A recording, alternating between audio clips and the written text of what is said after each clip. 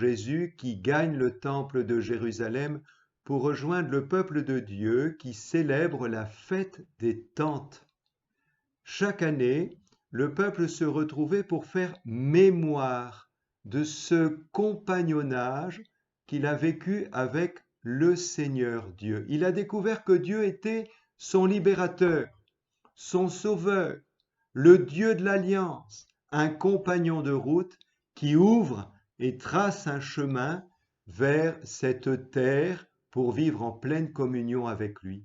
Et alors, une fois par an, au temple, il se retrouve pour faire mémoire de la sollicitude de Dieu.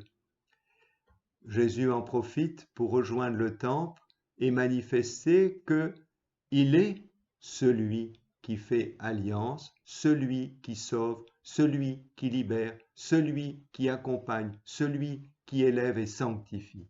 Autour de Jésus, toute une série de questions, mais des questions qui suscitent un rejet et non pas une vraie adhésion. Nous aussi, à chaque Eucharistie, chaque messe, nous nous retrouvons pour faire mémoire de la sollicitude et de la bonté de Dieu.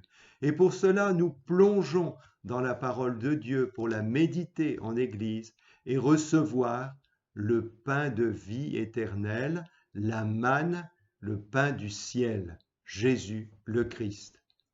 Comme nous sommes privés en ce moment d'épidémie de ce don de l'Eucharistie, de la possibilité de faire mémoire ensemble au sein de l'Église, eh bien l'Église va venir jusqu'à nous par la bénédiction Urbi et Orbi qui sera donnée ce soir à 18h par le pape François. Il va franchir toutes les frontières, toutes les limites pour manifester la sollicitude de Dieu en ce temps d'épreuve et nous donner la pleine indulgence, sa pleine miséricorde pour que nous puissions être fortifiés par cette bénédiction et traverser ce temps d'épreuve et garder l'espérance.